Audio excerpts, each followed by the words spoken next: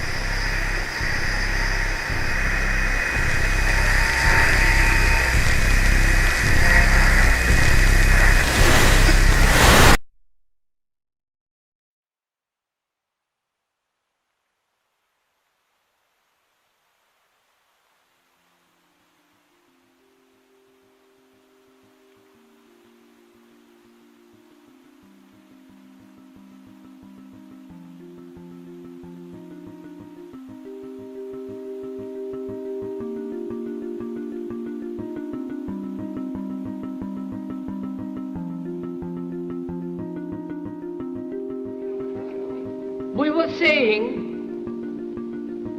how very important it is to bring about in the human mind the radical revolution. The crisis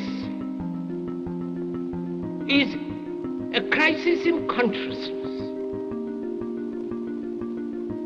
a crisis that cannot anymore accept the old norms, the old patterns, the ancient traditions. And considering what the world is now, with all their misery, conflict, destructive brutality, aggression, and so on, man is still as he was. He's still brutal, violent, aggressive, acquisitive, competitive, and he has built a society along these lines.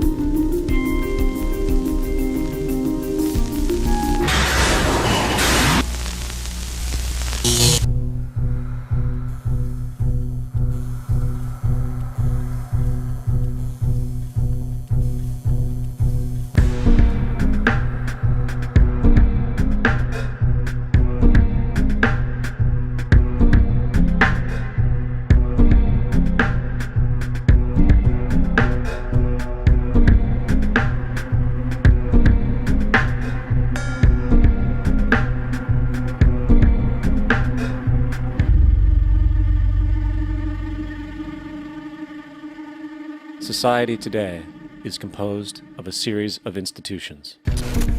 From political institutions, legal institutions, religious institutions, to institutions of social class, familial values, and occupational specialization. It is obvious the profound influence these traditionalized structures have in shaping our understandings and perspectives. Yet, of all the social institutions we are born into, directed by, and conditioned upon, there seems to be no system as taken for granted and misunderstood as the monetary system.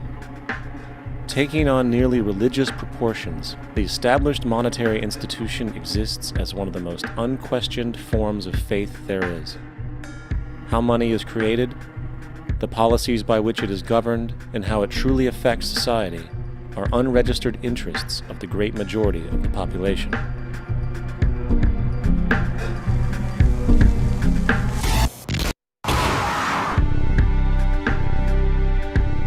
In a world where 1% of the population owns 40% of the planet's wealth, in a world where 34,000 children die every single day from poverty and preventable diseases, and where 50% of the world's population lives on less than $2 a day, one thing is clear: something is very wrong. And whether we are aware of it or not, the lifeblood of all of our established institutions, and thus society itself, is money. Therefore, understanding this institution of monetary policy is critical to understanding why our lives are the way they are. Unfortunately, economics is often viewed with confusion and boredom. Endless streams of financial jargon coupled with intimidating mathematics quickly deters people from attempts at understanding it. However, the fact is, the complexity associated with the financial system is a mere mask, designed to conceal one of the most socially paralyzing structures humanity has ever endured.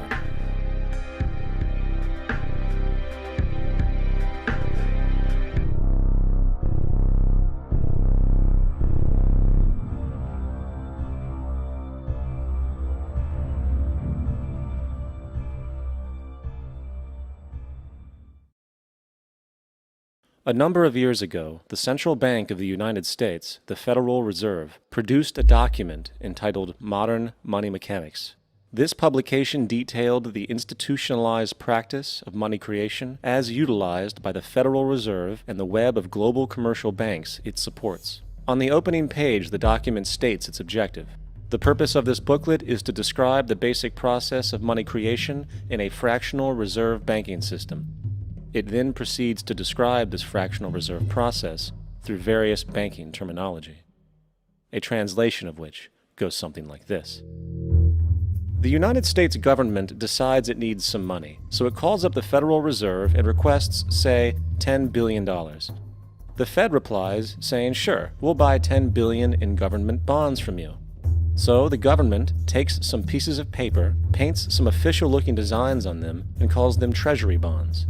Then it puts a value on these bonds to the sum of $10 billion and sends them over to the Fed.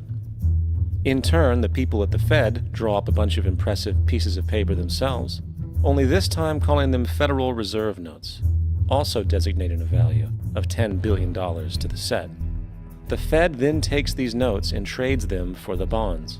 Once this exchange is complete, the government then takes the $10 billion in Federal Reserve notes and deposits it into a bank account.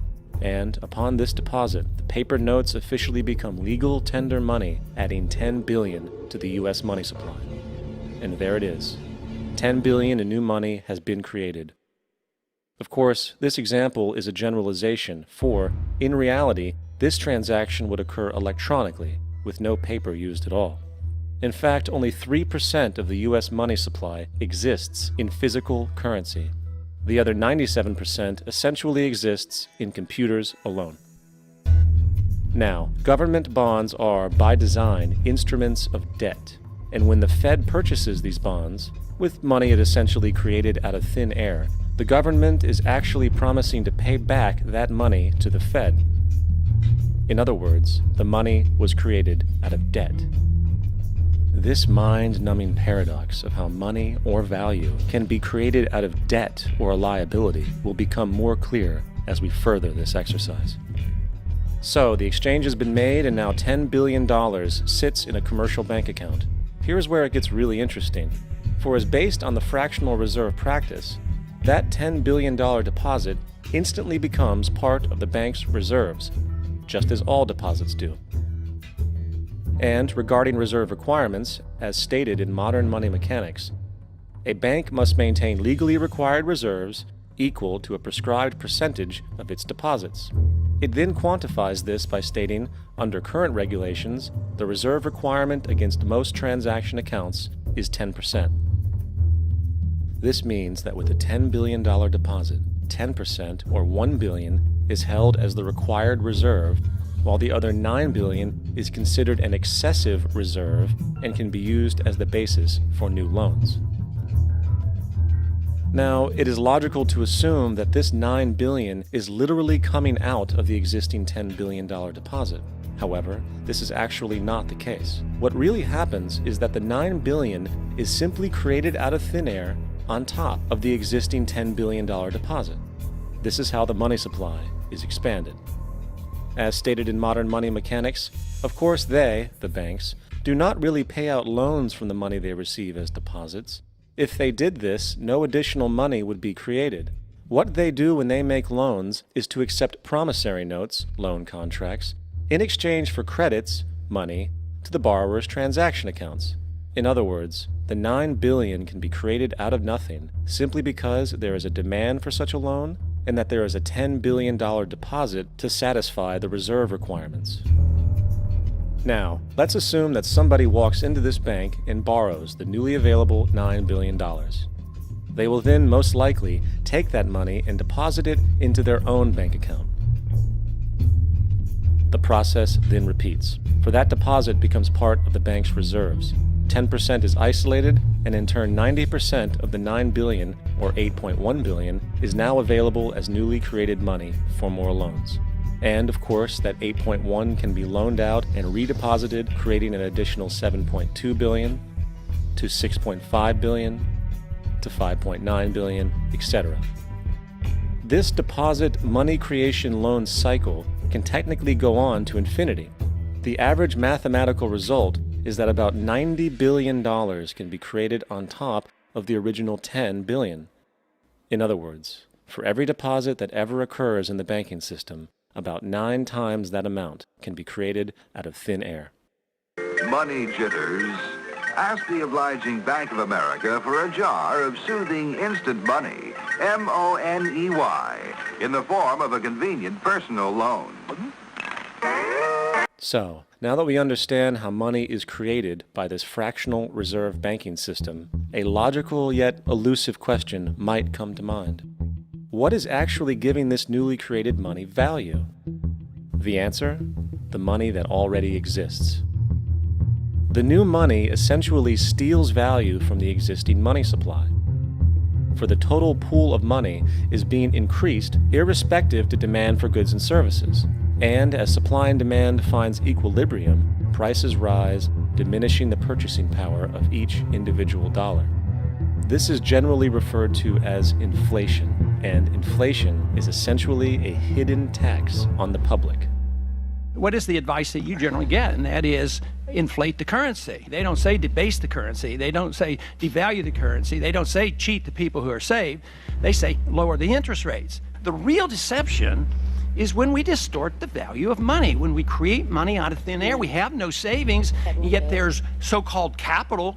So my question boils down to this: how in the world can we expect to solve the problems of inflation, that is, the increase in the supply of money, with more inflation? Of course, it can't. The fractional reserve system of monetary expansion is inherently inflationary. For the act of expanding the money supply without there being a proportional expansion of goods and services in the economy will always debase a currency. In fact, a quick glance at the historical values of the US dollar versus the money supply reflects this point definitively, for the inverse relationship is obvious. $1 in 1913 required $21.60 in 2007 to match value. That is a 96% devaluation since the Federal Reserve came into existence. Now, if this reality of inherent and perpetual inflation seems absurd and economically self-defeating, hold that thought, for absurdity is an understatement in regard to how our financial system really operates. For in our financial system, money is debt. And debt is money. Here is a chart of the U.S. money supply from 1950 to 2006. Here is a chart of the U.S. national debt for the same period. How interesting it is that the trends are virtually the same. For the more money there is, the more debt there is. The more debt there is, the more money there is.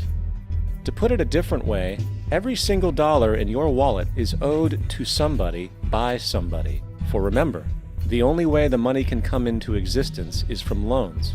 Therefore, if everyone in the country were able to pay off all debts, including the government, there would not be $1 in circulation.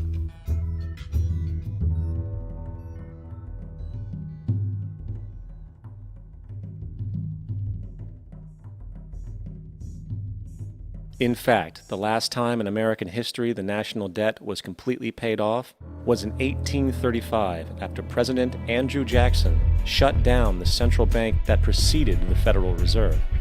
In fact, Jackson's entire political platform essentially revolved around his commitment to shut down the central bank, stating at one point, "The bold efforts the present bank has made to control the government are but premonitions of the fate that awaits the American people, should they be deluded into a perpetuation of this institution or the establishment of another like it."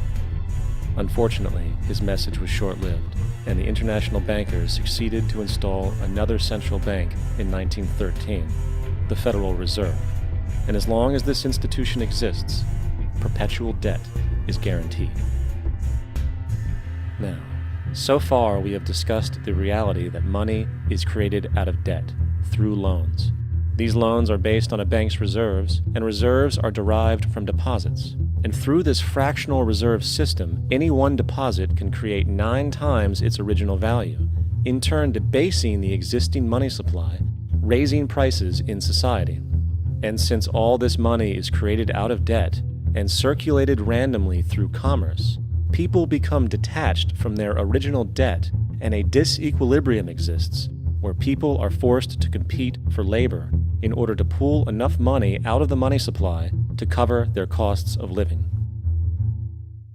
As dysfunctional and backwards as all of this might seem, there is still one thing we have omitted from this equation. And it is this element of the structure which reveals the truly fraudulent nature of the system itself: the application of interest. When the government borrows money from the Fed, or when a person borrows money from a bank, it almost always has to be paid back with accrued interest. In other words, almost every single dollar that exists must be eventually returned to a bank with interest paid as well. But if all money is borrowed from the central bank and is expanded by commercial banks through loans, only what would be referred to as the principal is being created in the money supply. So then, where is the money to cover all of the interest that is charged? Nowhere. It doesn't exist. The ramifications of this are staggering, for the amount of money owed back to the banks will always exceed the amount of money that is available in circulation. This is why inflation is a constant in the economy, for new money is always needed to help cover the perpetual deficit built into the system, caused by the need to pay the interest. What this also means is that mathematically, defaults and bankruptcy are literally built into the system, and there will always be poor pockets of society that get the short end of the stick.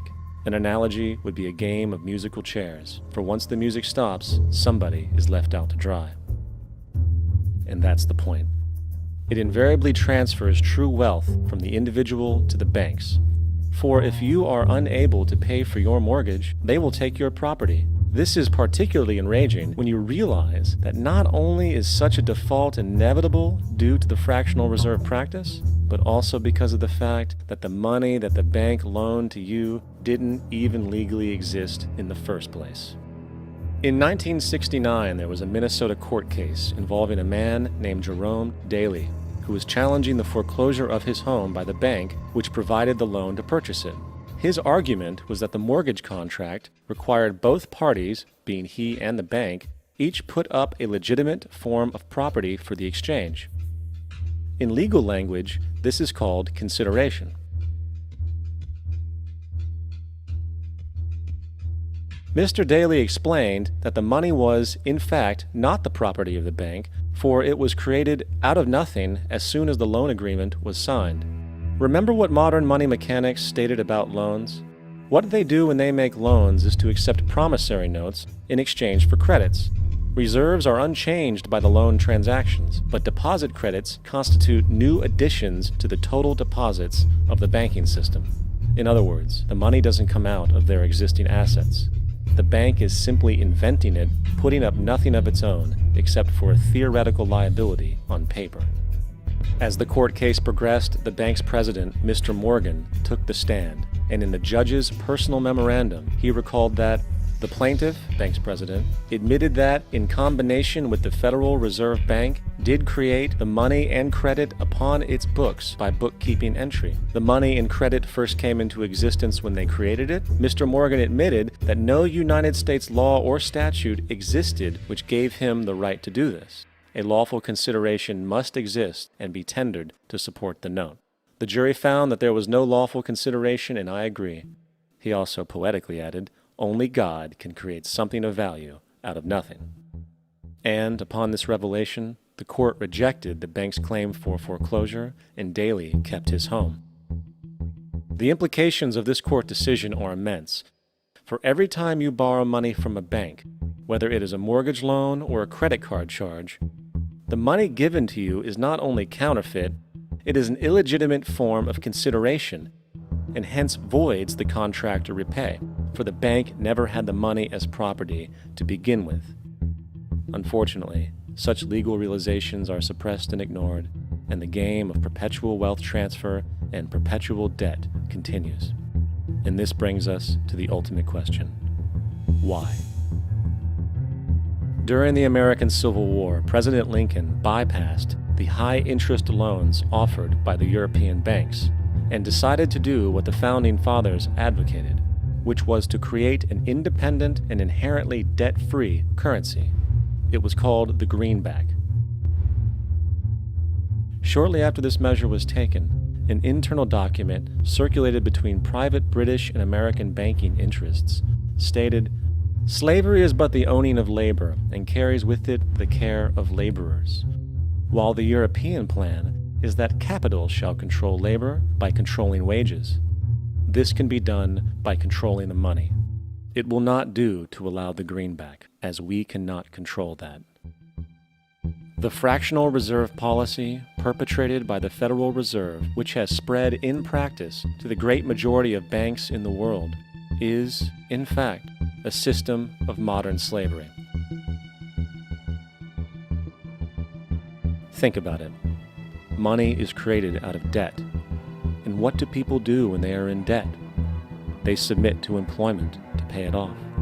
But if money can only be created out of loans, how can society ever be debt-free? It can't. And that's the point.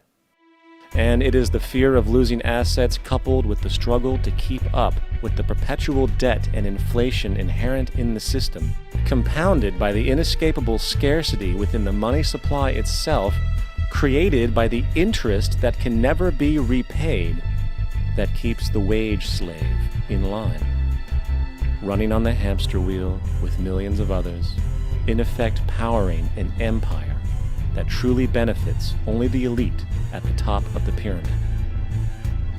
For, at the end of the day, who are you really working for?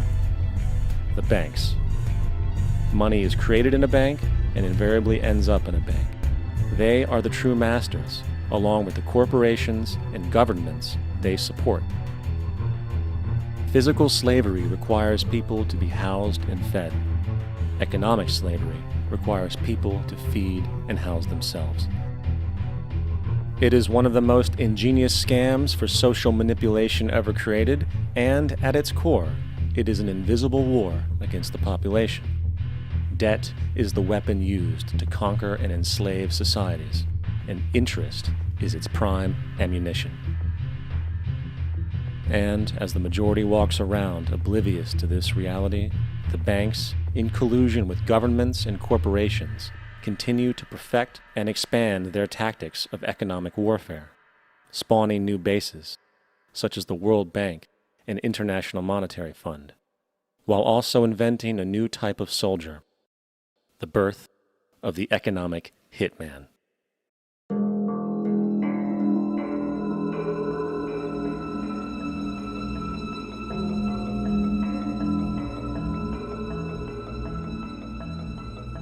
We economic hitmen really have been the ones responsible for creating this first truly global empire.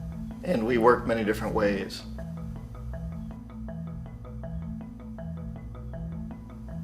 But perhaps the most common is that we will identify a country that has resources our corporations covet, like oil, and then arrange a huge loan to that country from the World Bank or one of its sister organizations.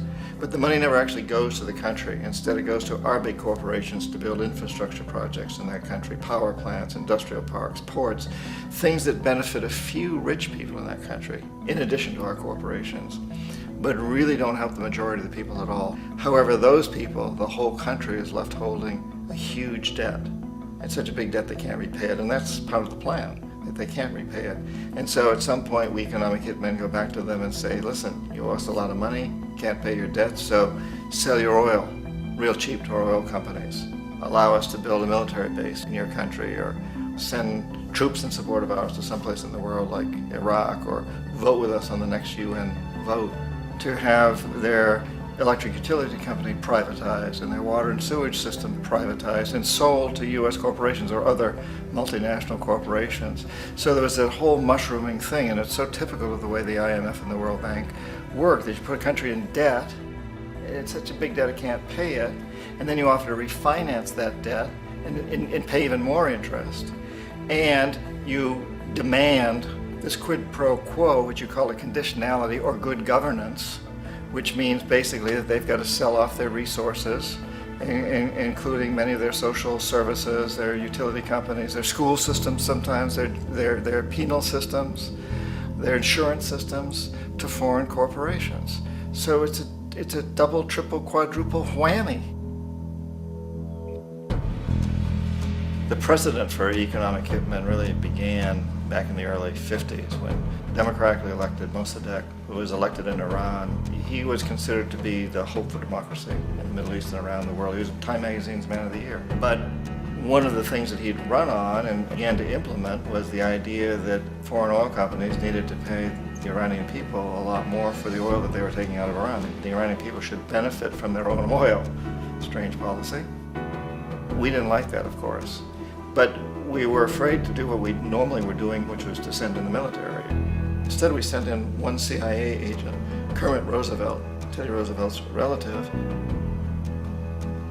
And Kermit went in with a few $1 million and was very, very effective and efficient. And in a short amount of time, he managed to get Mossadegh overthrown and brought in the Shah of Iran to replace him, who always was favorable to oil. And it was extremely effective. Bombs overflow Tehran. Army officers shout that Mossadegh has surrendered and his regime as virtual dictator of Iran is ended. Pictures of the Shah are paraded through the streets as sentiment reverses. The Shah is welcomed home. So back here in the United States, in Washington, people looked around and said, wow, that was easy and cheap. So this established a whole new way of manipulating countries, of creating empire. The only problem with Roosevelt was that he was a card-carrying CIA agent, and had he been caught, the ramifications could have been pretty serious. So very quickly at that point, the decision was made to use private consultants to channel the money through the World Bank or the IMF or one of the other such agencies, to bring in people like me who worked for private companies, so that if we got caught, there would be no governmental ramifications.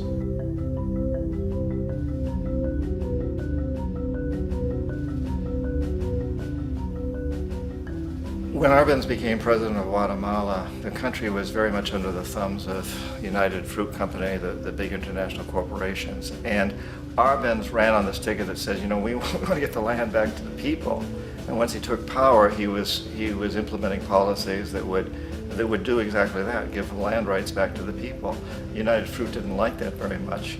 And so they hired a public relations firm, launched a huge campaign in the United States to convince the United States people, the citizens of the United States, and the press of the United States, and the Congress of the United States, that Arbenz was a Soviet puppet, and that if we allowed him to stay in power, the Soviets would have a foothold in this hemisphere. And that, at that point in time, was a huge fear on everybody's mind, the Red Terror, the Communist terror. And so, to make a long story short, out of this public relations campaign came a commitment on the part of the CIA and the military to take this man out. And in fact, we did. We sent in planes, we sent in soldiers, we sent in jackals, we sent everything in to take him out, and did take him out. And as soon as he was removed from office, the new guy that took over after him basically reinstated everything to the big international corporations, including United Fruit.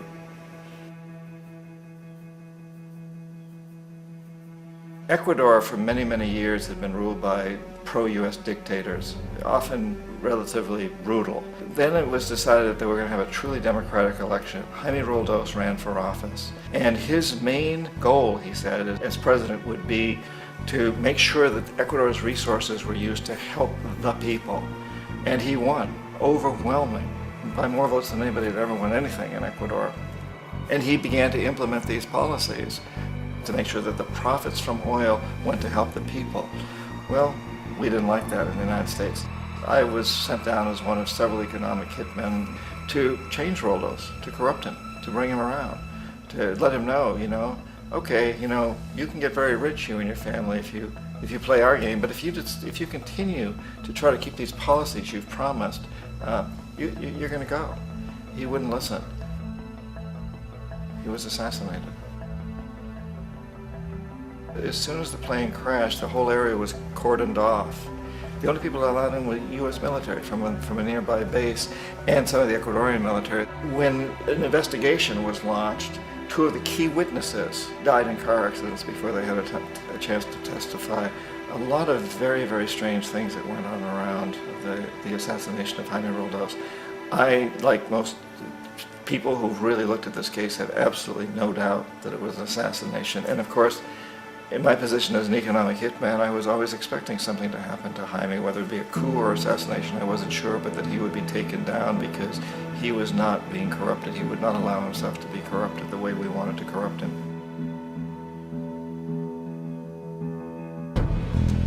Omar Torrijos, president of Panama, was, one of my favorite people. I really, really liked him. He was very charismatic. He was a guy who really wanted to help his country. And when I tried to bribe him or corrupt him, he said, look, John, he called me Juanito. He said, look, Juanito, I don't need the money.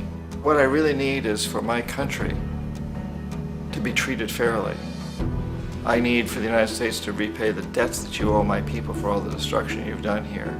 I need to be in a position where I can help other Latin American countries win their independence and be free of this terrible presence from the north that you people are exploiting us so badly. I need to have the Panama Canal back in the hands of the Panamanian people. That's what I want. And so, leave me alone. Don't try to bribe me. It was 1981, and in May, Jaime Roldos was assassinated. And Omar was very aware of this. Torrijos got his family together and he said, I'm probably next, but it's okay because I've done what I came here to do. I've renegotiated the canal. The canal will now be in our hands. He just finished negotiating the treaty with Jimmy Carter. In June of that same year, just a couple of months later, he also went down in an airplane crash, which there's no question was executed by CIA-sponsored jackals. Tremendous amount of evidence that one of Torrijos' security guards handed him at the last moment as he was getting on the plane a tape recorder, a small tape recorder that contained a bomb.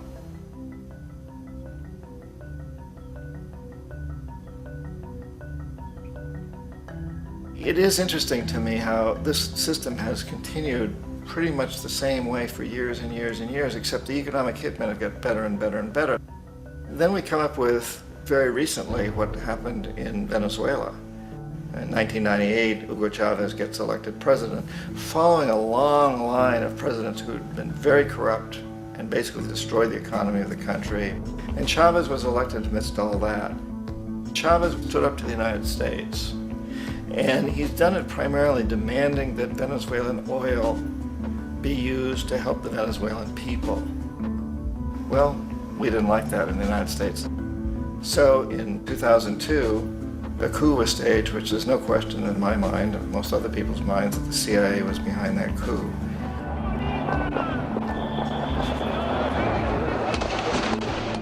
The way that coup was fomented was very reflective of what Kermit Roosevelt had done in Iran, of paying people to go out into the streets to riot, to protest, to say this Chavez is very unpopular. You know, if you can get a few thousand people to do that, television can make it look like it's the whole country, and things start to mushroom. Except in the case of Chavez, he was smart enough, and the people were so strongly behind him that they overcame it, which was a phenomenal moment in the history of Latin America.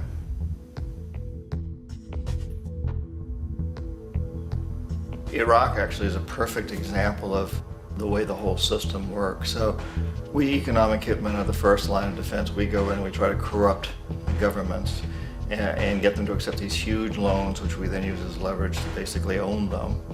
If we fail, as I failed in Panama with Omar Torrijos and in Ecuador with Jaime Roldos, men who refuse to be corrupted, then the second line of defense is we send in the jackals. And the jackals either overthrow governments or they assassinate.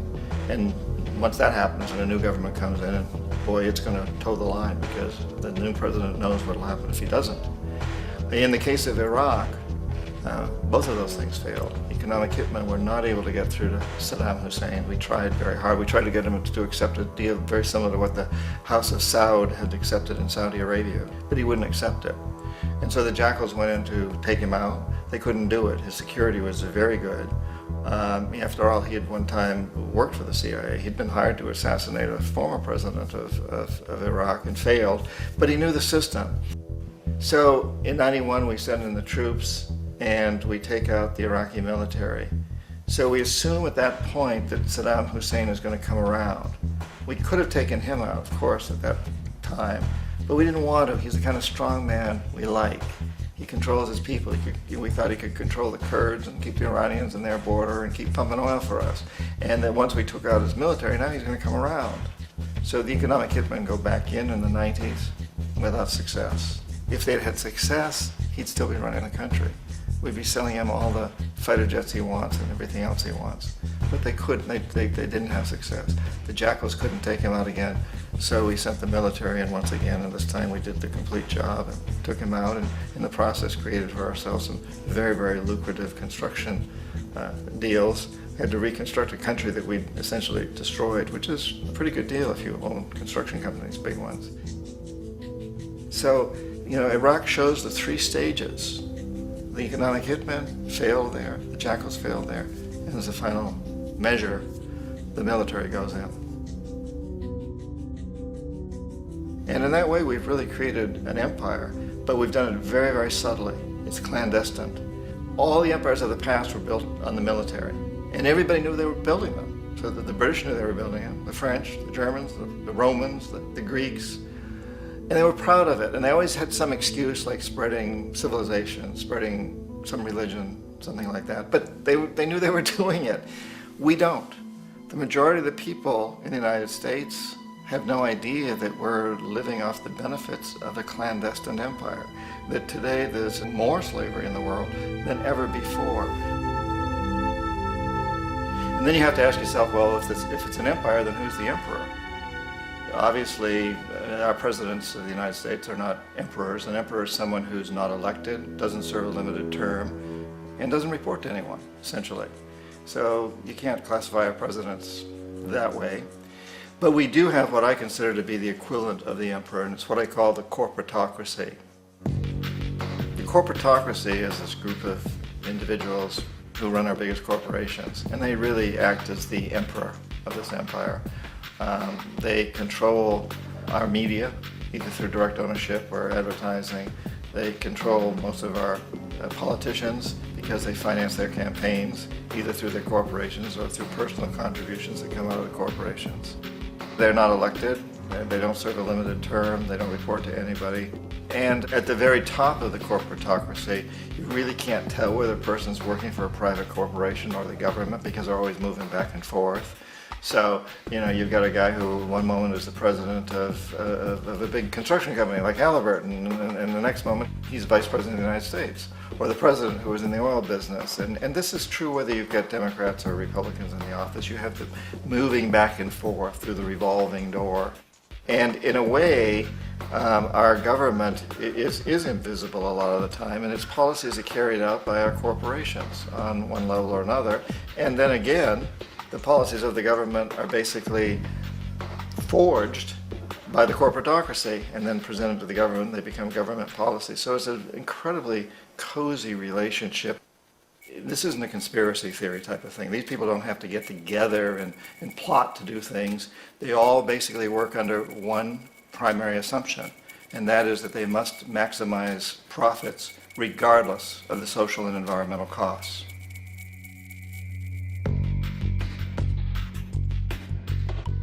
This process of manipulation by the corporatocracy through the use of debt, bribery, and political overthrow is called globalization. Just as the Federal Reserve keeps the American public in a position of indentured servitude through perpetual debt, inflation, and interest, the World Bank and IMF serve this role on a global scale. The basic scam is simple.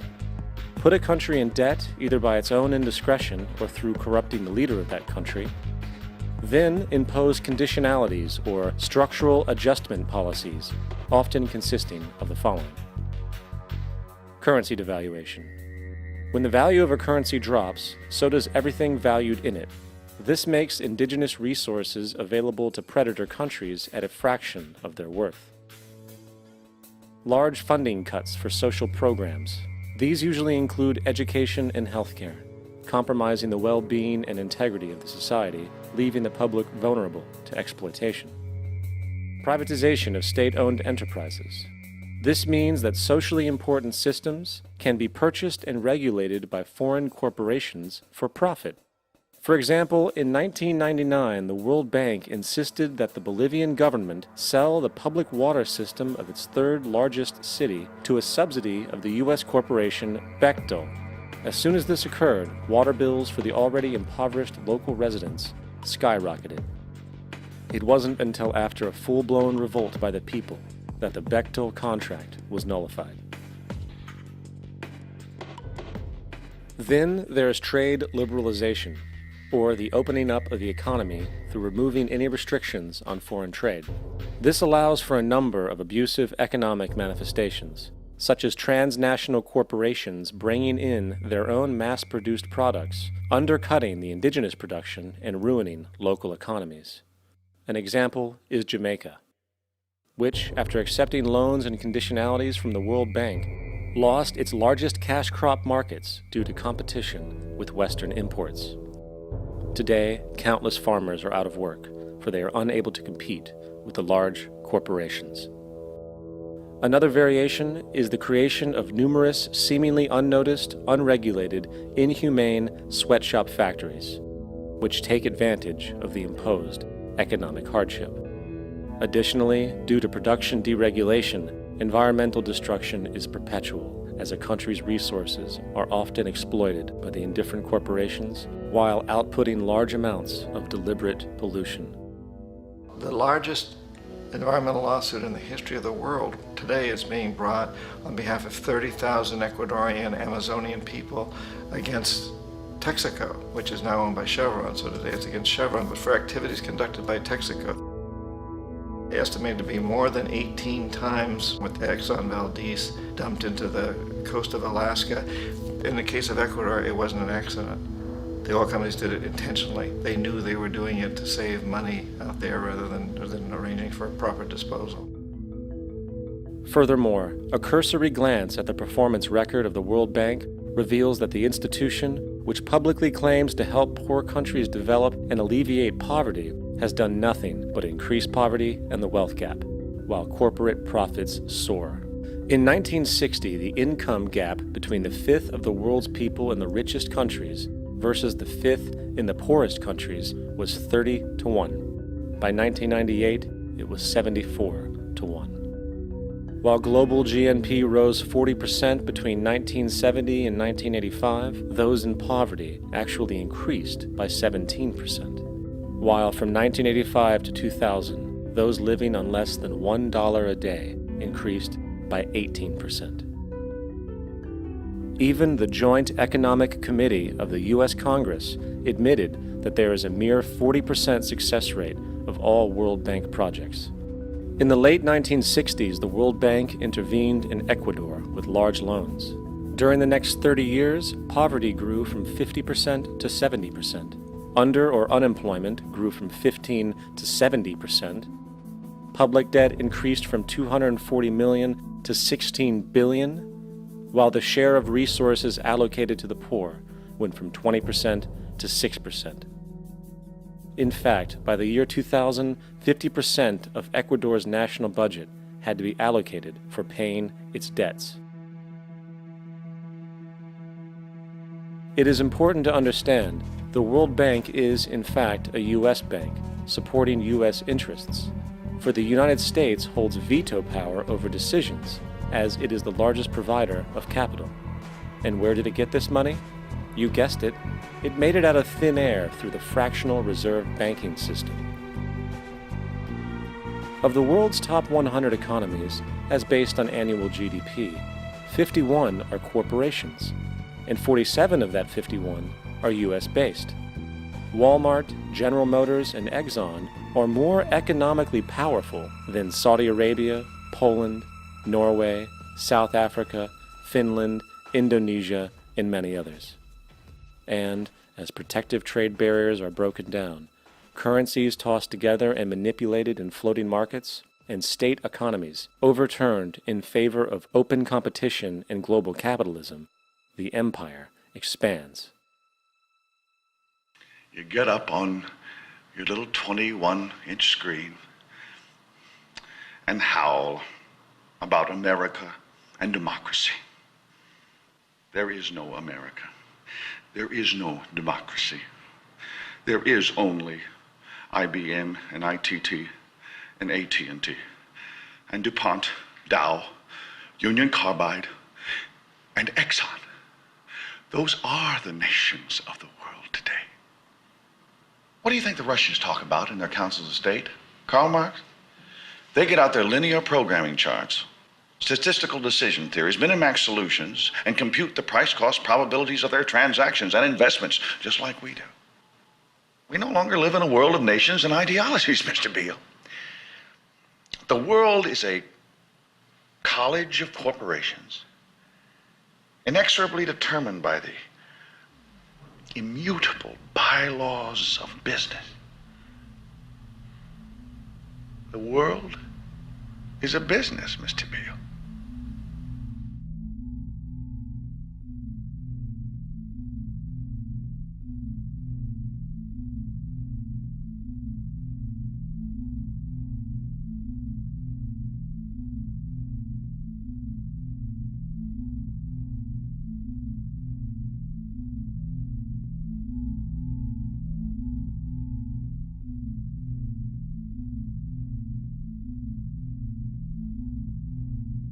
The world is being taken over by a handful of business powers who dominate the natural resources we need to live while controlling the money we need to obtain these resources. The end result will be world monopoly, based not on human life, but financial and corporate power. And as the inequality grows, naturally more and more people are becoming desperate. So the establishment was forced to come up with a new way to deal with anyone who challenges the system. So they gave birth to the terrorist.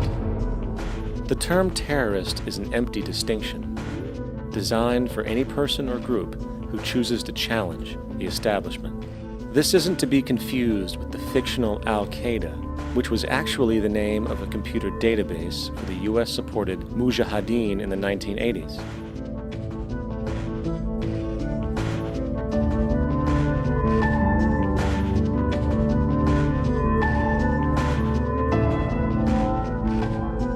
In 2007, the Department of Defense received $161.8 billion for the so-called global war on terrorism. According to the National Counterterrorism Center, in 2004, roughly 2,000 people were killed internationally due to supposed terrorist acts. Of that number, 70 were American. Using this number as a general average, which is extremely generous, it is interesting to note that twice as many people die from peanut allergies a year than from terrorist acts. Concurrently, the leading cause of death in America is coronary heart disease, killing roughly 450,000 each year. And in 2007, the government's allocation of funds for research on this issue was about $3 billion. This means that the U.S. government in 2007 spent 54 times the amount for preventing terrorism than it spent for preventing a disease which kills 6,600 times more people annually than terrorism does. Yet, as the name terrorism and Al-Qaeda are arbitrarily stamped on every news report relating to any action taken against U.S. interests, the myth grows wider. In mid-2008, the U.S. Attorney General actually proposed that the U.S. Congress officially declare war against the fantasy. Not to mention, as of July 2008, there are now over 1 million people currently on the U.S. terrorist watch list. These so-called counterterrorism measures, of course, have nothing to do with social protection, and everything to do with preserving the establishment amongst the growing anti-American sentiment both domestically and internationally, which is legitimately founded on the greed-based corporate empire expansion that is exploiting the world. The true terrorists of our world do not meet at the docks at midnight or scream Allah Akbar before some violent action. The true terrorists of our world wear $5,000 suits and work in the highest positions of finance, government, and business. So, what do? How do we stop a system of greed and corruption that has so much power and momentum? How do we stop this aberrant group behavior which feels no compassion for, say, the millions slaughtered in Iraq and Afghanistan, so the corporatocracy can control energy resources and opium production for Wall Street profit?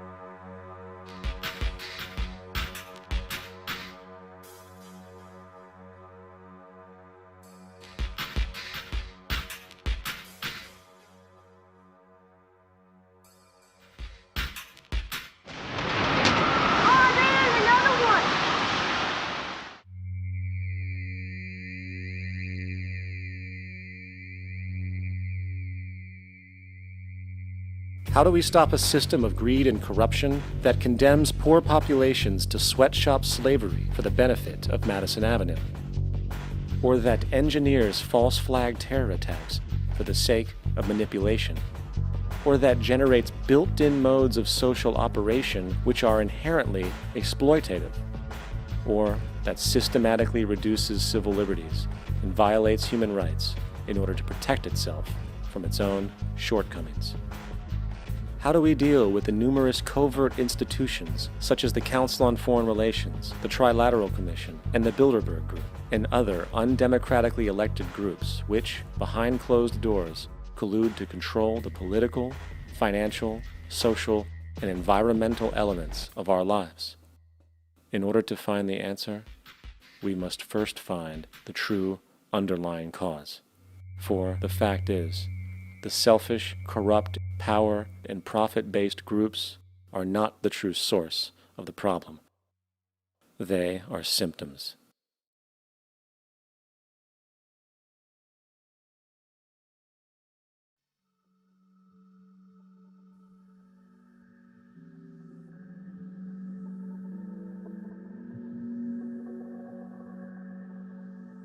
My name is Jock Fresco. I'm an industrial designer and a social engineer. I'm very much interested in society and developing a system that might be sustainable for all people. First of all, the word corruption is a monetary invention. That aberrant behavior that's disruptive to the well-being of people, Well, you're dealing with human behavior. And human behavior appears to be environmentally determined, meaning if you were raised by the Seminole Indians as a baby, never saw anything else, you'd hold that value system. And this goes for nations, it goes for individuals, for families. They try to indoctrinate their children to their particular faith and their country and make them feel like they're part of that. And they build a society which they call established. They establish a workable point of view and tend to perpetuate that, whereas all societies are really emergent, not established. And so they fight new ideas that would interfere with the establishment. Governments try to perpetuate that which keeps them in power.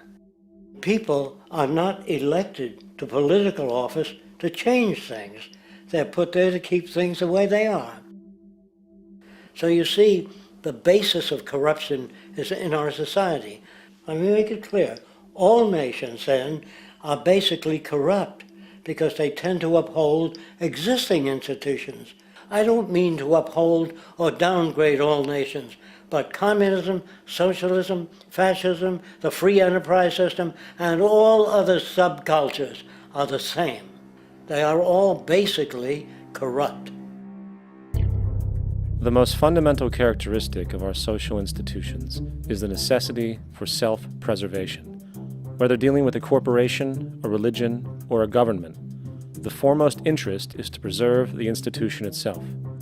For instance, the last thing an oil company would ever want is the utilization of energy that was outside of its control, for it makes that company less relevant to society. Likewise, the Cold War and the collapse of the Soviet Union was, in reality, a way to preserve and perpetuate the established economic and global hegemony of the United States. Similarly, religions condition people to feel guilty for natural inclinations, each claiming to offer the only path to forgiveness and salvation. At the heart of this institutional self-preservation lies the monetary system, for it is money that provides the means for power and survival. Therefore, just as a poor person might be forced to steal in order to survive, it is a natural inclination to do whatever is needed to continue an institution's profitability. This makes it inherently difficult for profit-based institutions to change, for it puts in jeopardy not only the survival of large groups of people, but also the coveted materialistic lifestyles associated with affluence and power.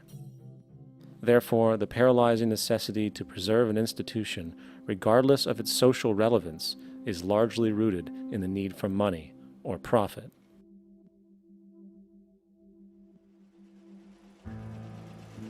What's in it for me is why people think. And so if a man makes money selling a certain product, naturally he's going to fight the existence of another product that may threaten his institution. Therefore, people cannot be fair, and people do not trust each other. A guy will come over to you and say, I got just the house you're looking for. He's a salesman. When a doctor says, I think your kidney has to come out, I don't know if he's trying to pay off a yacht or whether my kidney has to come out.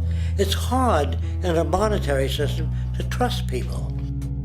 If you came into my store and I said, this lamp that I've got is pretty good, but the lamp next door is much better, I wouldn't be in business very long.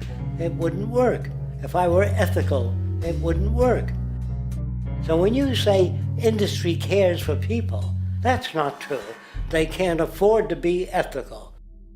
So your system is not designed to serve the well-being of people. If you still don't understand that, there would be no outsourcing of jobs if they cared about people. Industry does not care. They only hire people because it hasn't been automated yet. So don't talk about decency and ethics. We cannot afford it and remain in business. It is important to point out that regardless of the social system, whether fascist, socialist, capitalist, or communist, the underlying mechanism is still money, labor, and competition. Communist China is no less capitalistic than the United States. The The only difference is the degree by which the state intervenes in enterprise.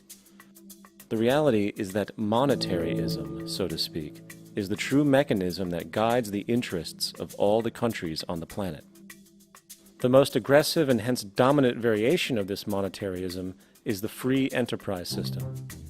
The fundamental perspective, as put forth by early free market economists like Adam Smith, is that self-interest in competition leads to social prosperity, as the act of competition creates incentive, which motivates people to persevere.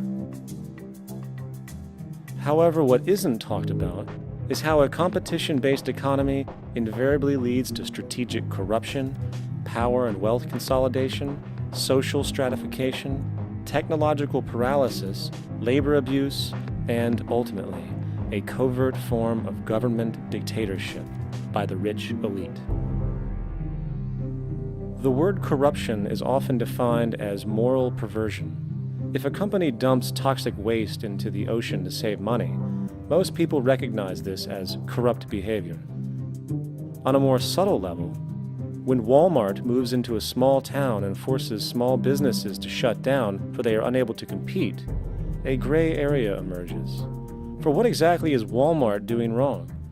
Why should they care about mom-and-pop organizations they destroy? Yet, even more subtly, when a person gets fired from their job because a new machine has been created which can do the work for less money, people tend to just accept that as the way it is, not seeing the inherent corrupt inhumanity of such an action. Because the fact is, whether it is dumping toxic waste, having a monopoly enterprise, or downsizing the workforce, the motive is the same: profit. They are all different degrees of the same self-preserving mechanism, which always puts the well-being of people second to monetary gain. Therefore, corruption is not some byproduct of monetaryism. It is the very foundation. And while most people acknowledge this tendency on one level or another, the majority remains naive as to the broad ramifications of having such a selfish mechanism as the guiding mentality in society. Internal documents show that after this company positively, absolutely knew that they had a medication that was infected with the AIDS virus, they took the product off the market in the U.S. and then they dumped it in France, Europe, Asia, and Latin America. The U.S. government allowed it to happen. The FDA allowed this to happen. And now the government is completely looking the other way. Thousands of innocent hemophiliacs have died from the AIDS virus. This company knew absolutely that it was infected with AIDS. They dumped it because they wanted to turn this disaster into a profit. So you see, you have built-in corruption. We're all chiseling off each other, and you can't expect decency in that sort of thing. And feeling that, they don't know who to elect. They think in terms of a democracy, which is not possible in a monetary-based economy. If you have more money to advertise your position, the position you desire in government, that isn't a democracy. It serves those in positions of differential advantage. So it's always a dictatorship of the elitists, the financially wealthy.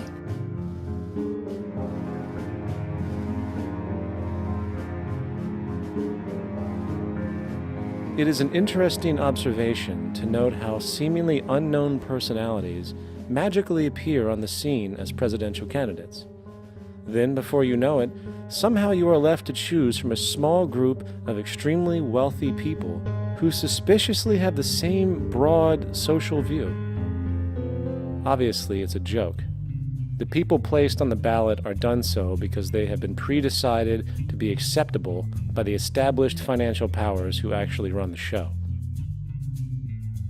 Yet, many who understand this illusion of democracy often think, if only we could just get our honest, ethical politicians in power, then we would be okay. Well, while this idea, of course, seems reasonable in our established-oriented worldview, it is, unfortunately, another fallacy. For when it really comes down to what is actually important, the institution of politics, and thus politicians themselves, have absolutely no true relevance as to what makes our world and society function. It's not politicians that can solve problems. They have no technical capabilities. They don't know how to solve problems. Even if they were sincere, they don't know how to solve problems. It's the technicians that produce the desalination plants. It's the technicians that give you electricity, that give you motor vehicles, that heat your house and cool it in the summertime. It's technology that solves problems, not politics. Politics cannot solve problems because they're not trained to do so. Very few people today stop and consider what it is that actually improves their lives. Is it money? Obviously not. One cannot eat money or stuff money into their car to get it to run. Is it politics? All politicians can do is create laws, establish budgets, and declare war. Is it religion? Of course not. Religion creates nothing except intangible emotional solace for those who require it. The true gift that we as human beings have, which has been solely responsible for everything that has improved our lives, is technology. What is technology? Technology is a pencil which allows one to solidify ideas on paper for communication. Technology is an automobile which allows one to travel faster than feet would allow. Technology is a pair of eyeglasses which enables sight for those who need it. Applied technology itself is merely an extension of human attributes which reduces human effort, freeing humans from a particular chore or problem. Imagine what your life would be like today without a telephone, or an oven, or a computer, or an airplane. Everything in your home, which you take for granted, from a doorbell, to a table, to a dishwasher, is technology, generated from the creative, scientific ingenuity of human technicians. Not money, politics, or religion. These are false institutions. And writing your congressman is fantastic. They tell you to write your congressman if you want something done. The men in Washington should be at the forefront of technology, the forefront of human studies, the forefront of crime, all the factors that shape human behavior. You don't have to write your congressman. What kind of people are they that are appointed to do that job? The future will have great difficulty. And the question that's raised by politicians is, how much will a project cost? The question is not how much will it cost. Do we have the resources? And we have the resources today to house everyone, build hospitals all over the world, build schools all over the world, the finest equipment and labs for teaching and doing medical research. So you see, we have all that, but we're in a monetary system. And in a monetary system, there's profit. And what is the fundamental mechanism that drives the profit system besides self-interest? What is it exactly that maintains that competitive edge at its core? Is it high efficiency and sustainability? No, that isn't part of their design. Nothing produced in our profit-based society is even remotely sustainable or efficient. If it was, there wouldn't be a multi-million-dollar-a-year service industry for automobiles. Nor would the average lifespan for most electronics be less than 3 months before they're obsolete. Is it abundance? Absolutely not. Abundance, as based on the laws of supply and demand, is actually a negative thing. If a diamond company finds 10 times the usual amount of diamonds during their mining, it means the supply of diamonds has increased, which means the cost and profit per diamond drops. The fact is, efficiency, sustainability, and abundance are enemies of profit.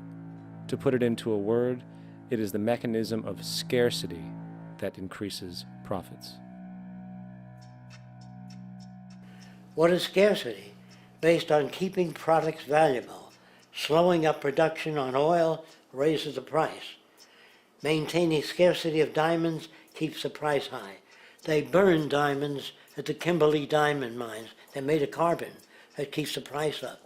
So then, what does it mean for society when scarcity, either produced naturally or through manipulation, is a beneficial condition for industry. It means that sustainability and abundance will never ever occur in a profit system, for it simply goes against the very nature of the structure. Therefore, it is impossible to have a world without war or poverty. It is impossible to continually advance technology to its most efficient and productive states. And, most dramatically, it is impossible to expect human beings to behave in truly ethical or decent ways.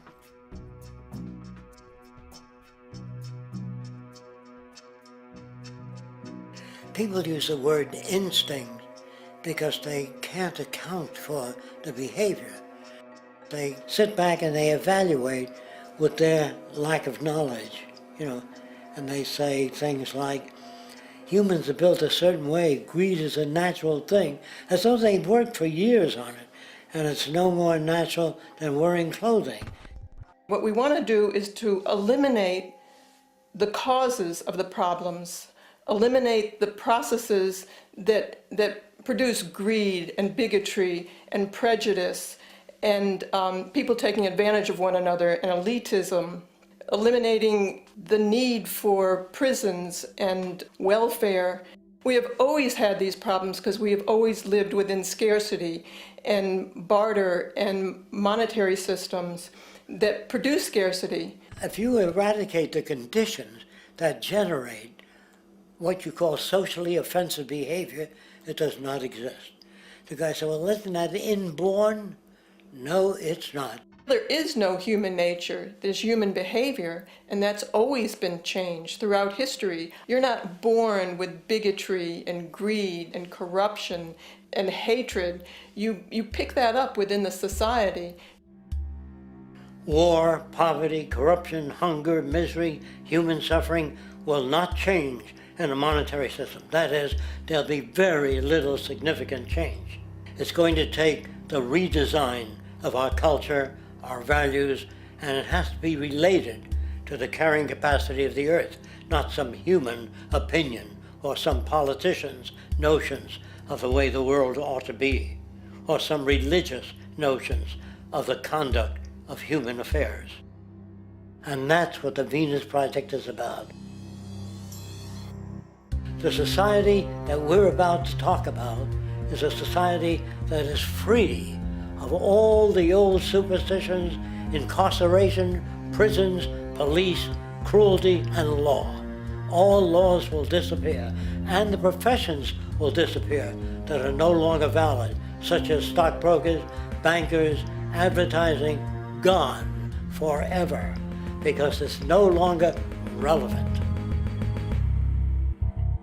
When we understand that it is technology devised by human ingenuity which frees humanity and increases our quality of life, we then realize that the most important focus we can have is on the intelligent management of the Earth's resources.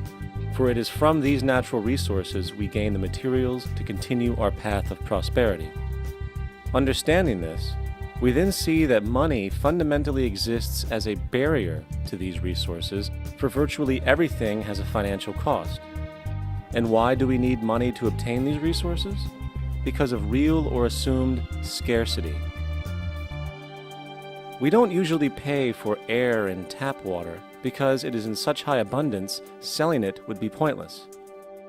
So then, logically speaking, if resources and technologies applicable to creating everything in our societies, such as houses, cities, and transportation, were in high enough abundance, there would be no reason to sell anything. Likewise, if automation and machinery was so technologically advanced as to relieve human beings of labor, there would be no reason to have a job. And with these social aspects taken care of, there would be no reason to have money at all.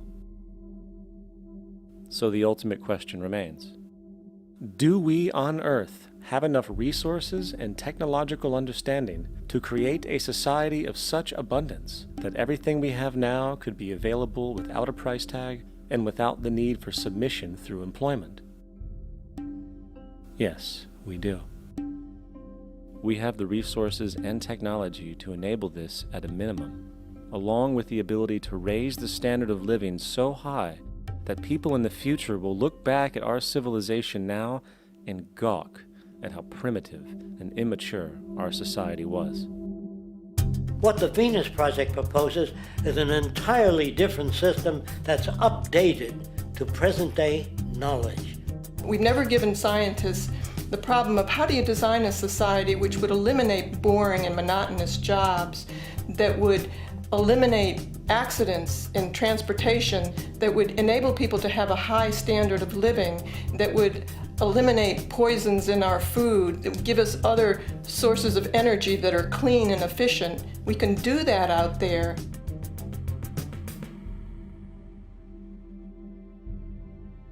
The major difference between a resource-based economy and a monetary system is that a resource-based economy is really concerned with people and their well-being, where a monetary system has become so distorted that the concerns of the people are really secondary, if they're there at all.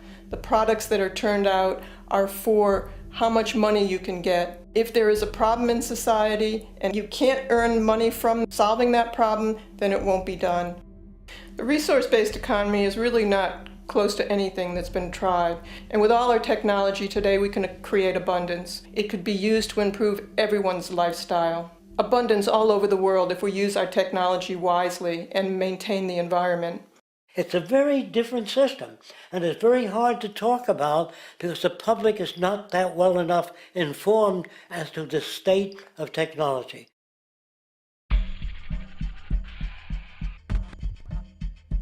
At present, we don't have to burn fossil fuels. We don't have to use anything that would contaminate the environment. There are many sources of energy available.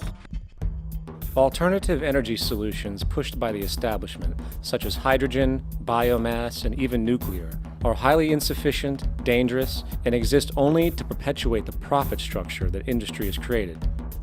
When we look beyond the propaganda and self-serving solutions put forth by the energy companies, we find a seemingly endless stream of clean, abundant, and renewable energy for generating power.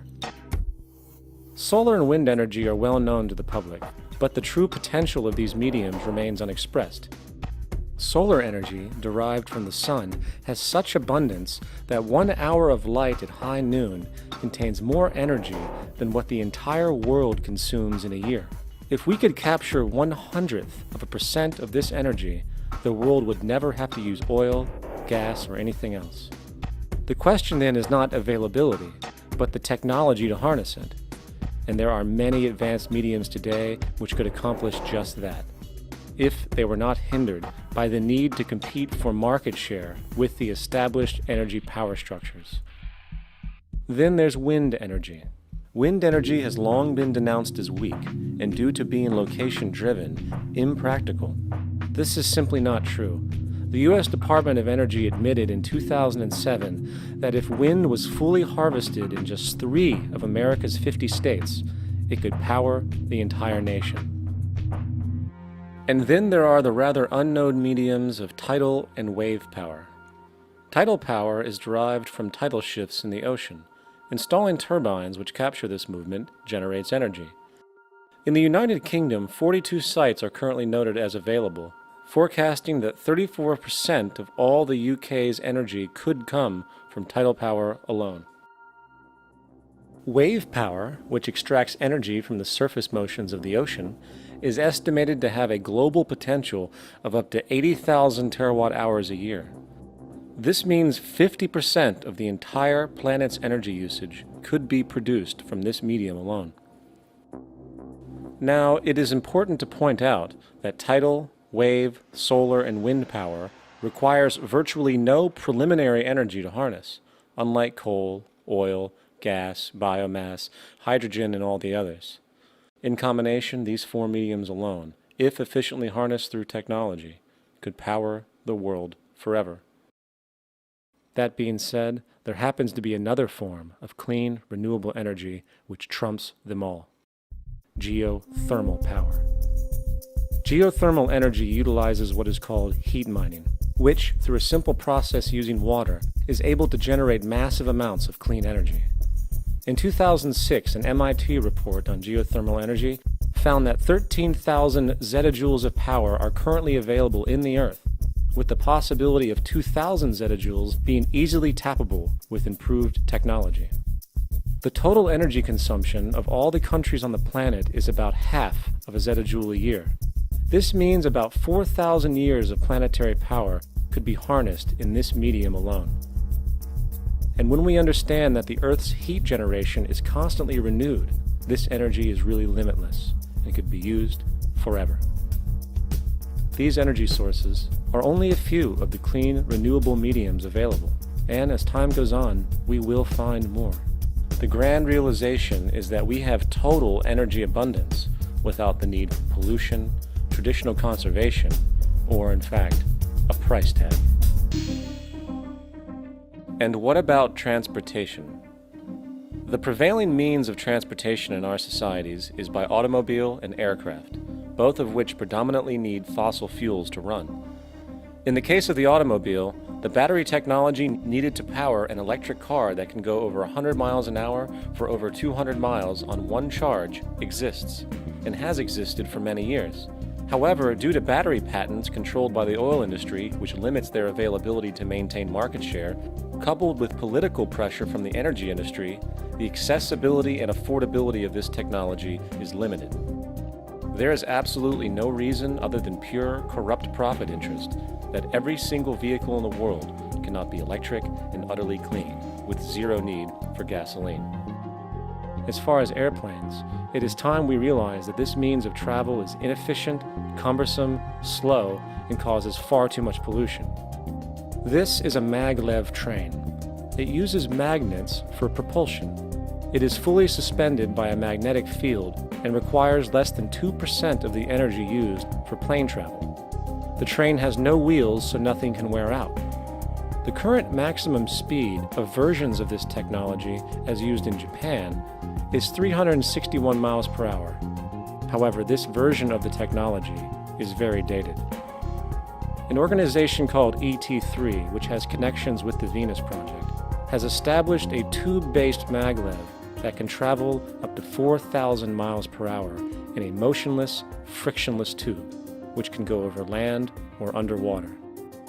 Imagine going from LA to New York for an extended lunch break, or from Washington, D.C. to Beijing, China in 2 hours. This is the future of continental and intercontinental travel, fast, clean, with only a fraction of the energy usage we use today for the same means. In fact, between maglev technology, advanced battery storage, and geothermal energy, there would be no reason to ever burn fossil fuels again. And we can do this now if we were not held back by the paralyzing profit structure. Now, America is inclined toward fascism. It has a propensity by its dominant philosophy and religion to uphold the fascist point of view. American industry is essentially a fascist institution. If you don't understand that, the minute you punch that time clock, you walk into a dictatorship. We're given notions about the respectability of work, and I really look at it as being paid slavery. They're brought up to believe that you shall earn your living by the sweat of your brow. That holds people back, freeing people from drudgery, repetitive jobs which make them ignorant. You rob them. In our society, that is a resource-based economy, machines free people. You see, we can't imagine that because we've never known that kind of world. If we look back at history, we see a very clear pattern of machine automation slowly replacing human labor. From the disappearance of the elevator man to the near full automation of an automobile production plant, the fact is, as technology grows, the need for humans in the workforce will continually be diminished. This creates a serious clash, which proves the falseness of the monetary-based labor system. For human employment is in direct competition with technological development. Therefore, given the fundamental priority of profit by industry, people through time will be continually laid off and replaced by machine. When industry takes on a machine, instead of shortening the workday, they downsize. You lose your job. So you have a right to fear machines. In a high-technology, resource-based economy, it is conservative to say that about 90% of all current occupations could be phased out by machines, freeing humans to live their life without servitude, for this is the point of technology itself. And through time, with nanotechnology and other highly advanced forms of science, it is not far-fetched to see how even complex medical procedures could be performed by machines as well, and based on the pattern, with much higher success rates than humans get today. The path is clear, but our monetary-based structure, which requires labor for income, blocks this progress, for humans need jobs in order to survive. The bottom line is that this system must go, or we will never be free, and technology will be constantly paralyzed. We have machines that clean out sewers. It frees a human being from doing that. So look at machines as extensions of human performance. Furthermore, many occupations today will have simply no basis to exist in a resource-based economy, such as anything associated with the management of money, advertising, along with the legal system itself. For without money, a great majority of the crimes that are committed today would never occur. Virtually all forms of crime are a consequence of the monetary system, either directly or by neuroses inflicted through financial deprivation. Therefore, laws themselves could eventually become extinct. Instead of putting up a sign, drive carefully, slippery when wet, put abrasive in the highway so it's not slippery when wet. And if a person gets in a car that's drunk and the car oscillates a great deal, there's a little pendulum that swings up and back, and that'll pull the car over to the side. Not a law solution. Put sonar and radar in automobiles so they can't hit one another. Man-made laws are attempts to deal with occurring problems, and not knowing how to solve them, they make a law. In the United States, the most privatized, capitalist country on the planet, it should come as no surprise that it also has the largest prison population in the world, growing every year. Statistically, most of these people are uneducated and come from poor, deprived societies. And, contrary to propaganda, it is this environmental conditioning which lures them into criminal and violent behavior. However, society looks the other way in regard to this point. The legal and prison systems are just more examples of how our society avoids examining the root causes of behavior. Billions are spent each year on prisons and police, while only a fraction is spent on programs for poverty, which is one of the most fundamental variables responsible for crime to begin with. And as long as we have an economic system which prefers and in fact creates scarcity and deprivation, crime will never go away.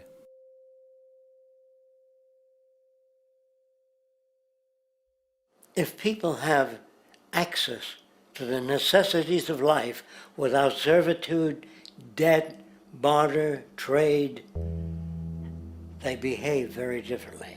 You want all these things available without a price tag. Now then, you gotta have a price tag. Well, what'll motivate people? Man gets everything he wants, he just lay around in the sun. This is the myth they perpetuate. People in our culture are trained to believe that the monetary system produces incentive. If they have access to things, why should they want to do anything?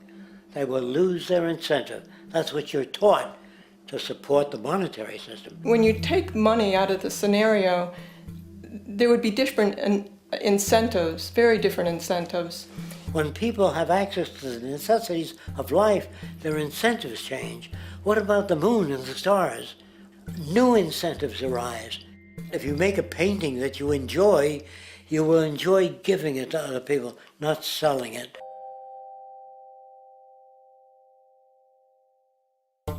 I think most of the education that I've seen today is essentially producing a person for a job. It's very specialized. They're not generalists. People don't know a lot about a lot of different subjects.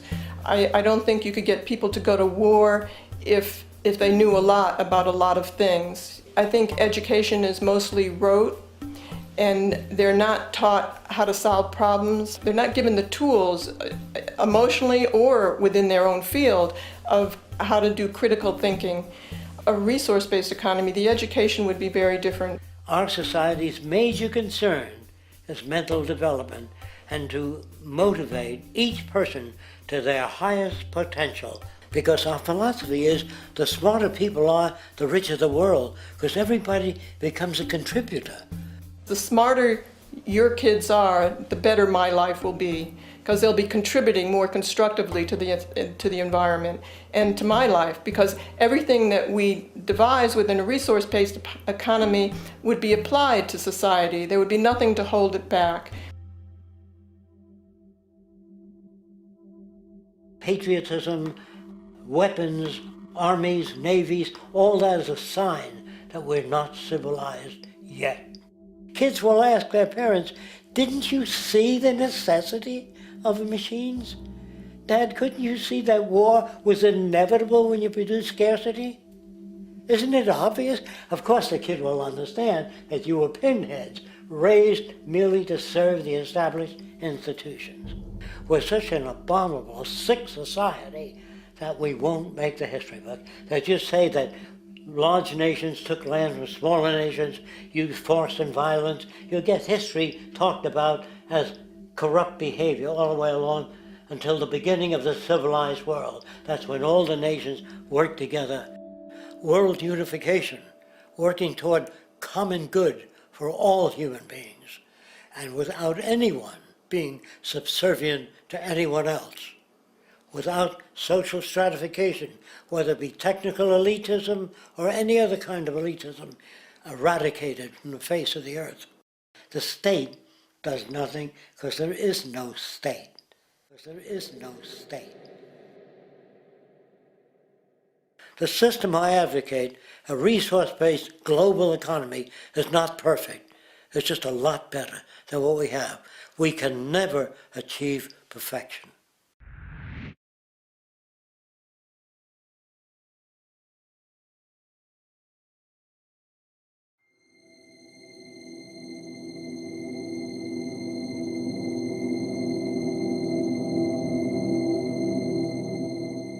The social values of our society, which has manifested in perpetual warfare, corruption, oppressive laws, social stratification, irrelevant superstitions, environmental destruction, and a despotic, socially indifferent, profit-oriented ruling class, is fundamentally the result of a collective ignorance of two of the most basic insights humans can have about reality: the emergent and symbiotic aspects of natural law.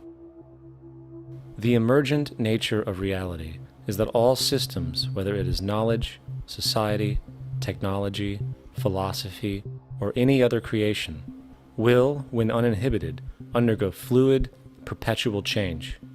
What we consider commonplace today, such as modern communication and transportation, would have been unimaginable in ancient times.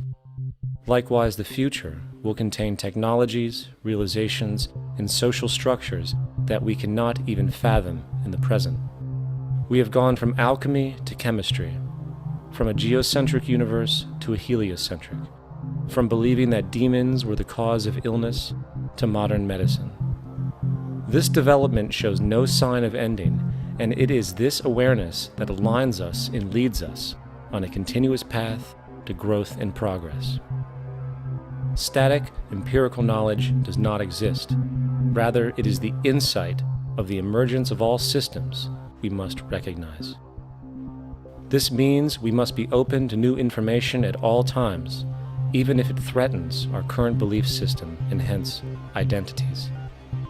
Sadly, society today has failed to recognize this, and the established institutions continue to paralyze growth by preserving outdated social structures.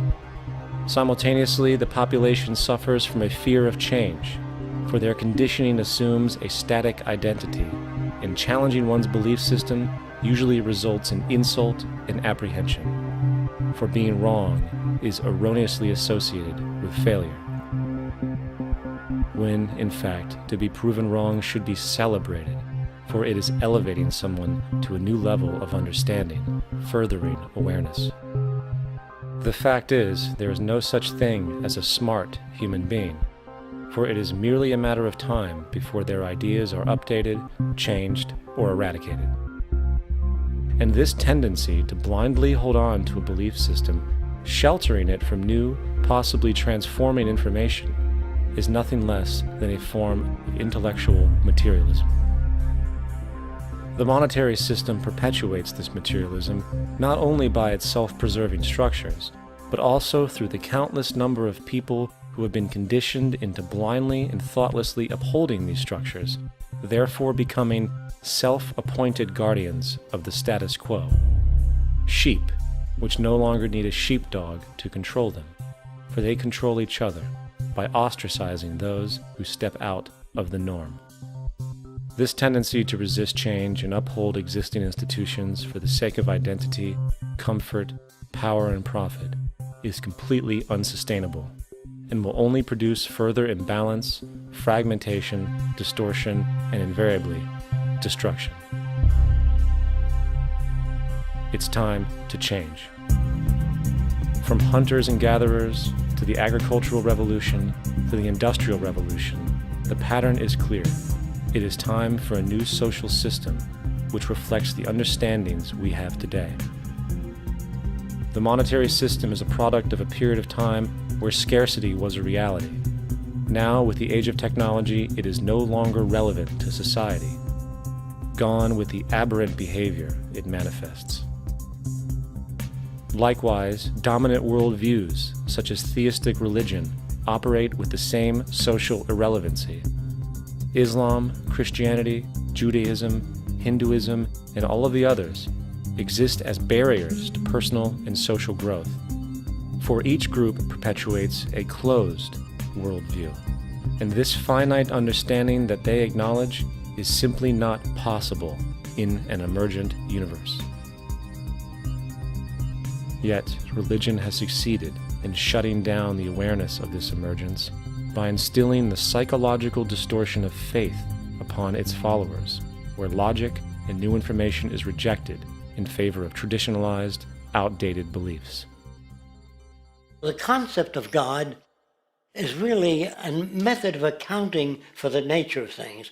In the early days, people didn't know enough about how things formed, how nature worked, so they invented their own little stories. And they made God in their own image. A guy that gets angry.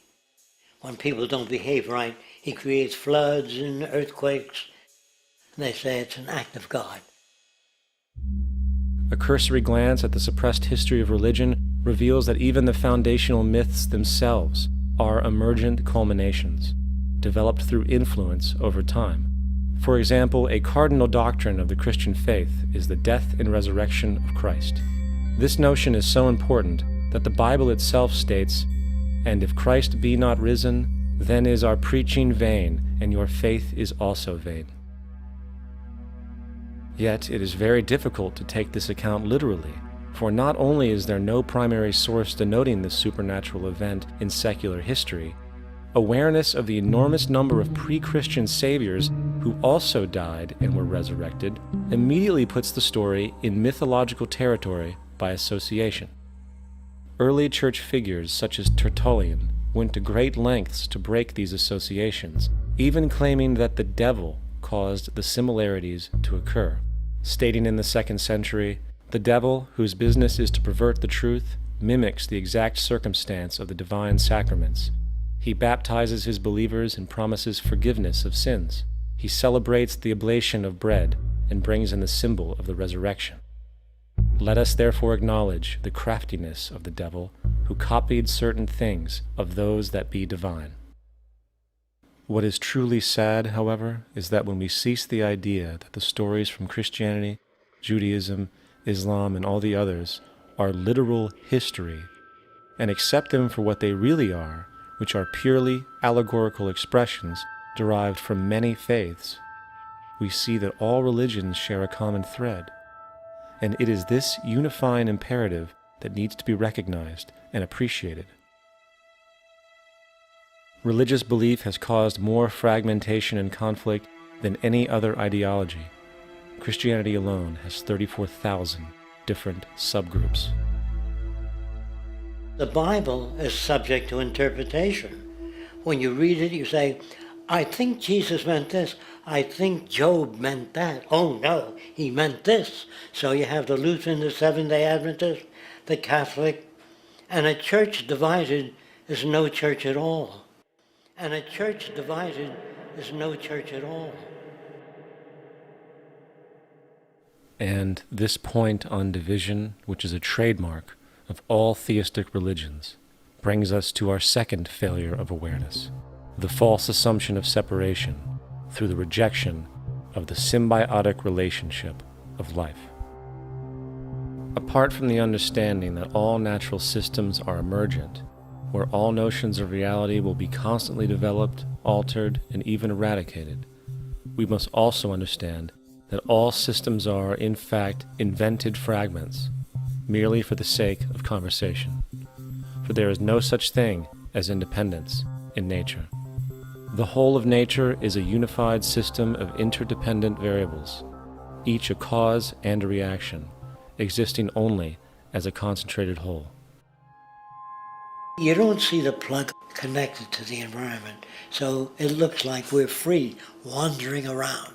Take the oxygen away, we all die immediately. Take plant life away, we die. And without the sun, all the plants die. So we are connected. We really must take into account the totality. This isn't just a human experience on this planet. This is a total experience. And we know we can't survive without plants and animals. We know we can't survive without the four elements, you know. And so when are we going to really start taking that into account? That's what it is to be successful. Success depends on how well we relate to everything around us. I'm very aware of the fact that my grandson cannot possibly hope to inherit a sustainable, peaceful, stable, socially just world unless every child today growing up in Ethiopia, in Indonesia, in Bolivia, in Palestine, in Israel also has that same expectation. You got to take care of the whole community or you're going to have serious problems. And now we have to see that the whole world is the community, and we must all take care of each other that way. And it's not just a community of human beings, it's a community of plants and animals and elements. And we really need to understand that. That's what's going to bring us joy too, and pleasure. That's what's missing in our lives right now. We can call it spirituality, but the fact of the matter is joy comes from that bliss of connectedness. That's our God spirit. That's that side of ourselves that really feels it. And you can feel it deep inside you. It's this amazing, wonderful feeling. And you know it when you get it. You don't get it from money. You get it from connection. Now, if that isn't a hazard to this country, how are we going to keep building nuclear weapons? You know what I mean? What's going to happen to the arms industry when we realize we're all one? It's going to fuck up the economy. The economy that's fake anyway. The economy that's fake anyway. The economy that's fake anyway. The economy that's fake anyway. The economy that's fake anyway. Which would be a real bummer. You can see why the government's cracking down on the idea of experiencing unconditional love.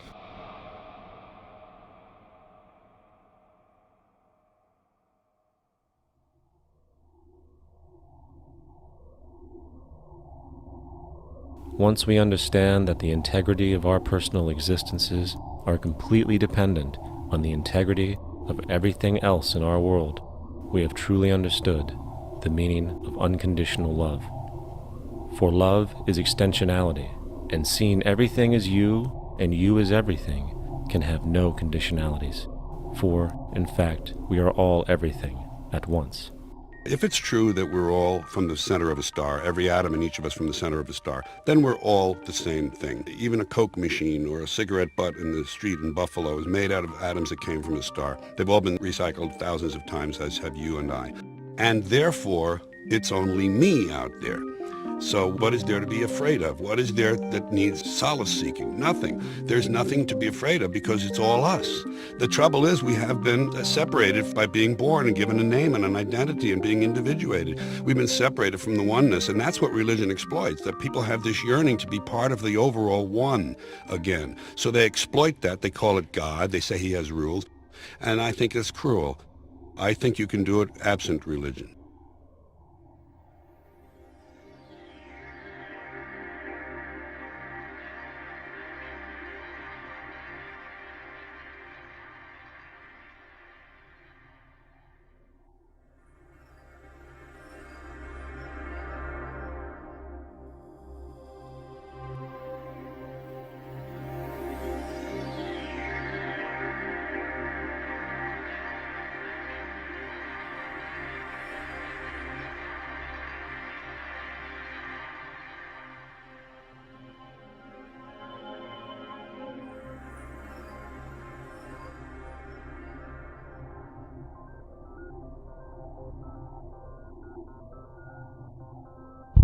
It's time to claim the unity our outmoded social systems have broken apart, and work together to create a sustainable global society where everyone is taken care of and everyone is truly free. Your personal beliefs, whatever they may be, are meaningless when it comes to the necessities of life. Every human being is born naked, needing warmth, food, water, shelter. Everything else is auxiliary. Therefore, the most important issue at hand is the intelligent management of the Earth's resources. This can never be accomplished in a monetary system, for the pursuit of profit is the pursuit of self-interest, and therefore imbalance is inherent. Simultaneously, politicians are useless, for our true problems in life are technical, not political. Furthermore, ideologies that separate humanity, such as religion, need strong reflection in the community in regard to its value, purpose, and social relevancy. Hopefully, through time, religion will lose its materialism and basis in superstition and move into the useful field of philosophy. The fact is, society today is backwards, with politicians constantly talking about protection and security rather than creation, unity, and progress. The U.S. alone now spends about $500 billion annually on defense. That is enough to send every high school senior in America to a four-year college. In the 1940s, the Manhattan Project produced the first true weapon of mass destruction. This program employed 130,000 people at an extreme financial cost. Imagine what our life would be like today if that group of scientists, instead of working on a way of killing people, worked on a way to create a self-sustaining, abundant world. Life today would be very, very different if that was their goal. Instead of weapons of mass destruction, it is time to unleash something much more powerful. Weapons of mass creation. Our true divinity is in our ability to create, and armed with the understanding of the symbiotic connections of life, while being guided by the emergent nature of reality, there is nothing we cannot do or accomplish. Of course, we face strong barriers in the form of established power structures that refuse to change. At the heart of these structures is the monetary system. As explained earlier, the fractional reserve policy is a form of slavery through debt, where it is literally impossible for society to be free. In turn, free market capitalism in the form of free trade uses debt to imprison the world and manipulate countries into subservience to a handful of large business and political powers. Apart from these obvious amoralities, the system itself is based on competition, which immediately destroys the possibility of large-scale collaborations for the common good, hence paralyzing any attempt at true global sustainability. These financial and corporate structures are now obsolete, and they must be outgrown. Of course, we cannot be naive enough to think that the business and financial elite are going to subscribe to this idea, for they will lose power and control. Therefore, peaceful yet highly strategic action must be taken. The most powerful course of action is simple. We have to alter our behavior to force the power structure to the will of the people. We must stop supporting the system. The only way the establishment will change is by our refusal to participate, while continuously acknowledging its endless flaws and corruptions. They're not going to give up the monetary system because of our designs of what we recommend. The system has to fail, and people have to lose confidence in their elected leaders. That will be a major turning point if the Venus Project is offered as a possible alternative. If not, I fear the consequences. The trends now indicate that our country is going bankrupt. The probability is our country will move toward a military dictatorship to prevent riots and complete social breakdown. Once the U.S. breaks down, all the other cultures will undergo similar things. As of now, the world financial system is on the brink of collapse due to its own shortcomings. The Comptroller of Currency stated in 2003 that the interest on the U.S. national debt will not be affordable in less than 10 years. This theoretically means total bankruptcy for the U.S. economy, and its implications for the world are immense. In turn, the fractional reserve-based monetary system is reaching its theoretical limits of expansion, and the banking failures you are seeing are just the beginning. This is why inflation is skyrocketing, all debt is at record levels, and the government and Fed are hemorrhaging new money to bail out the corrupt system. For the only way to keep the banks going is by making more money. The only way to make more money is to create more debt and inflation. It is simply a matter of time before the tables turn, and there is no one willing to take new loans, while defaults grow, as people are unable to afford their current loans. Then the expansion of money will stop, and contraction will begin on a scale never before seen, ending a century-long pyramid scheme. This has already begun. Therefore, we need to expose this financial failure for what it is, using this weakness to our advantage. Here are some suggestions. Expose the banking fraud. Citibank, JP Morgan Chase, and Bank of America are the most powerful controllers within the corrupt Federal Reserve System. It's time to boycott these institutions. If you have a bank account or a credit card with any of them, move your money to another bank. If you have a mortgage, refinance with another bank. If you own their stock, sell it. If you work for them, quit. This gesture will express contempt for the true powers behind the private banking cartel known as the Federal Reserve, and create awareness about the fraud of the banking system itself. 2. Turn off the TV news. Visit the emerging independent news agencies on the internet for your information. CNN, NBC, ABC, Fox, and all the others present all news pre-filtered to maintain the status quo. With 4 corporations owning all major media outlets, objective information is impossible. This is the true beauty of the internet, and the establishment has been losing control because of this free flow of information. We must protect the internet at all times, as it is truly our savior right now. 3. Don't ever allow yourself, your family, or anyone you know to ever join the military. This is an obsolete institution now used exclusively for maintaining an establishment that is no longer relevant. U.S. soldiers in Iraq work for U.S. corporations, not the people. Propaganda forces us to believe that war is natural and the military is an honorable institution. Well, if war is natural, why are there 18 suicides every single day by American veterans who have post-traumatic stress disorder? If our military men and women are so honored, why is it that 25% of the American homeless population are veterans? 4. Stop supporting the energy companies. If you live in a detached house, get off the grid.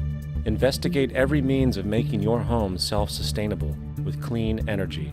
Solar, wind, and other renewable energies are now affordable consumer realities, and considering the never-ending rising cost of traditional energies, it will likely be a cheaper investment over time. If you drive, get the smallest car you can, and consider using one of the many conversion technologies that can enable your car to be a hybrid, electric, or run on anything other than establishment fuels. 5. Reject the political system. The illusion of democracy is an insult to our intelligence. In a monetary system, there is no such thing as a true democracy, and there never was. We have two political parties owned by the same set of corporate lobbyists. They are placed in their positions by the corporations, with popularity artificially projected by their media. In a system of inherent corruption, the change of personnel every couple of years has very little relevance. Instead of pretending that the political game has any true meaning, focus your energy on how to transcend this failed system. And 6. Join the movement. Go to the ZEITGEISTmovement.com and help us create the largest mass movement for social change the world has ever seen. We must mobilize and educate everyone about the inherent corruption of our current world system, along with the only true sustainable solution, declaring all the natural resources on the planet as common heritage to all people, while informing everyone as to the true state of technology and how we can all be free if the world works together rather than fights. The choice lies with you. You can continue to be a slave to the financial system and watch the continuous wars, depressions, and injustice across the globe while placating yourself with vain entertainment and materialistic garbage. Or you can focus your energy on true, meaningful, lasting, holistic change, which actually has the realistic ability to support and free all humans with no one left behind.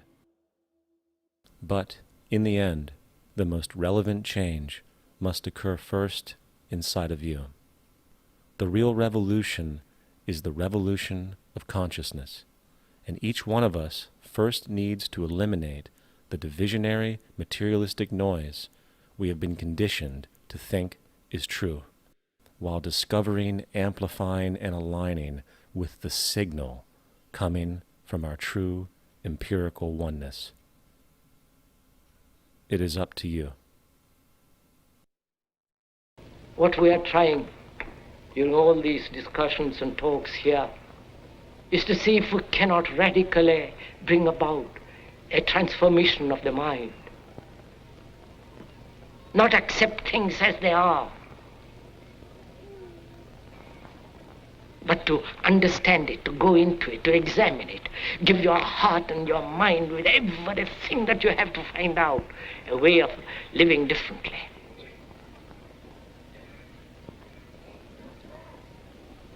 But that depends on you and not somebody else. Because in this there is no teacher, no pupil, there is no leader, there is no guru, there is no master, no savior. You yourself are the teacher and the pupil, you are the master, you are the guru, you are the leader. You are everything. And to understand is to transform what is.